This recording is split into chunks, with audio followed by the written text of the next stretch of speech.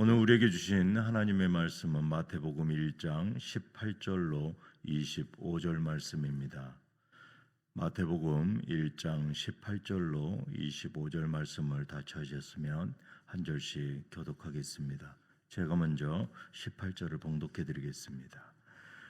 예수 그리스도의 나심이 이러하니라. 그의 어머니 마리아가 요셉과 약혼하고 동거하기 전에 성령으로 잉태된 것이 나타났더니 그의 남편 요셉은 의로운 사람이라 그를 드러내지 아니하고 가만히 끊고자 하여 이 일을 생각할 때에 주의 사자가 현몽하여 이르되 다윗의 자손 요셉아 내 아내 마리아 데려오기를 무서워하지 말라. 그에게 잉태된 자는 성령으로 된 것이라. 아들을 낳으리니 이름을 예수라 하라. 이는 그가 자기 백성을 그들의 죄에서 구원할 자이심이라 하니라. 이 모든 일이 된 것은 주께서 선지자로 하신 말씀을 이루려 하심이니 이르시되 보라 처녀가 잉태하여 아들을 낳을 것이요 그의 이름은 임마누엘이라 하리라 하셨으니 이를 번역한즉 하나님이 우리와 함께 계시다 함이라. 요셉이 잠에서 깨어 일어나 주의 사자의 분부대로 행하여 그의 아내를 데려왔으나 아들을 낳기까지 동침하지 아니하더니 낳음에 이름을 예수라 하니라. 아멘. 저는 오늘 본문 말씀을 가지고 말씀의 성취라는 제목으로 은혜를 나누기를 원합니다. 이 오늘 본문을 이렇게 쭉 읽어보면 기다리는 모습과 아주 당혹함이 나타나고 있습니다.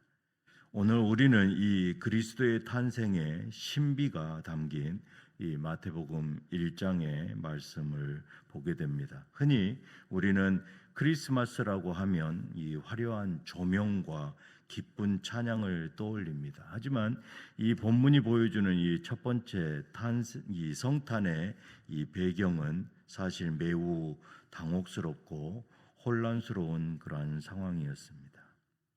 18절을 보시면 예수 그리스도의 나심이 이렇습니다. 아기 예수의 이 어머니 마리아가 요셉과 약혼하고 동거하기 전이었습니다. 그런데 성령으로 잉태되었다라는 것이죠. 이 당시 유대 사회에서 이 약혼은 결혼과 다름없는 그러한 법적 효력을 가졌습니다. 그런 상황에서 정혼녀가 아기를 가졌다. 이것은 말로 할 수 없는 것이죠. 가문의 수치일 뿐만 아니라 인도주의적 법전이라고 말하는 이 신명기 법전을 따라서 이 돌에 맞아 죽을 수도 있는 그러한 중죄에 속합니다. 인류를 구원할 이 메시아가 오시는 길인데 왜 하나님은 이런 오해와 위기 속에서 일을 시작하셨을까요? 그것은 하나님의 일하심이 인간의 계산과 인간의 상식을 뛰어넘는다라는 것을 보여주기 위함입니다. 우리가 오늘 이 본문 말씀을 통해서 말씀의 성취와 그리스도의 오심을 통해서 하나님의 이 세밀한 계획과 약속을 성취하시는 그 은혜를 발견하시기를 주님의 이름으로 축복합니다. 첫 번째로 율법을 넘어선 이 하나님의 사랑을 발견하게 됩니다. 요셉은 어떤 사람입니까? 19절에 그의 남편 요셉은 의로운 사람이라 그를 드러내지 아니하고 가만히 끊고자 하여 라고 말씀합니다. 요셉은 의로운 사람이라고 말씀합니다. 그는 율법에 충실한 사람이었지만 마리아를 재판에 회부하길 원하지 않았으므로 남몰래 파혼하려고 마음을 먹었다라고 기록하고 있습니다. 여기서 우리는 성경이 말하는 진짜 의로움이 무엇인지 요셉을 통해서 돌아보게 되는 것이죠. 조용히 사람들 모르게 마리아를 보호하기 위해서 남몰래 파혼을 하려고 하였다는 것이죠. 만약 요셉이 법과 정의만을 강조한 사람이었다면 마리아를 공적으로 처벌받게 했을 것입니다. 그것이 당시의 법이었기 때문이죠. 하지만 성경은 요셉이 마리아의 이 허물을 덮어주려 했던 그 행동을 의롭다라고 평가하고 있는 것입니다. 성경이 말하는 진정한 의로움은 누군가를 정죄하고 심판해서 얻어지는 것이 아니다라는 것이죠. 하나님의 긍휼을 품고 기다려주는 것, 그것이 성경에서 말하는 진정한 의로움입니다. 우리의 삶은 어떻습니까? 누군가의 실수나 이해할 수 없는 행동을 보았을 때 우리는 요셉처럼 가만히 끊고자 하는 그러한 배려가 있습니까? 아니면 즉각적인 비판으로 그를 무너뜨립니까? 요셉이 그렇게 고민하고 있을 때 하나님이 개입하십니다. 20절에 다윗의 자손 요셉아 내 아내 마리아 데려오기를 무서워하지 말라. 그에게 잉태된 자는 성령으로 된 것이라. 성령의 능력으로 마리아가 임신했음을 알려주고 있습니다. 이렇게 천사가 의인의 꿈에 나타나 하나님의 계획을 전달하는 것, 이것은 당시 유대 지방의 문화에서는 신뢰할 수 있는 그런 전달 방식입니다.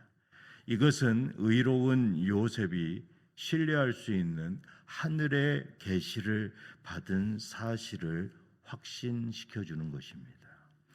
그리고 두 번째로 성령님이 아기의 이름을 뭐라고 지어주십니까? 21절에 아들을 낳으리니 이름을 예수라 하라. 이는 그가 자기 백성을 그들의 죄에서 구원할 자이심이라 하니라. 천사는 아들의 이름을 예수라 하라고 하십니다. 이는 그가 자기 백성을 그들의 죄에서 구원하실 것이라는 말씀입니다. 성도 여러분, 예수님이 오신 이 이유는 단순히 우리의 생활 환경이 개선되거나 또 마음의 위안을 주기 위함이 아니다라는 것이죠. 이 그들의 죄에서 구원하실 이 예수의 이름이 바로 그러한 것입니다. 하나님의 목적이 담겨져 있는 것이죠. 오늘날 많은 사람이 경제적인 문제, 또 질병의 문제, 관계의 갈등, 이러한 문제들 속에서 그들이 힘든 일이라고 생각합니다. 하지만 성경에서는 우리의 인생의 모든 고통의 근본, 그것이 무엇이냐? 그 뿌리는 바로 하나님과의 죄로 인한 단절이다라고 말씀하고 있는 것입니다. 뿌리가 썩었는데 그 이파리에 아무리 영양분을 준들 그 나무가 살아나겠습니까? 예수님은 우리 인생의 그러한 썩은 뿌리 부분을 죄의 문제라 여기는 것이죠. 그것을 해결하기 위하여 아기 예수를 보내주신 것입니다.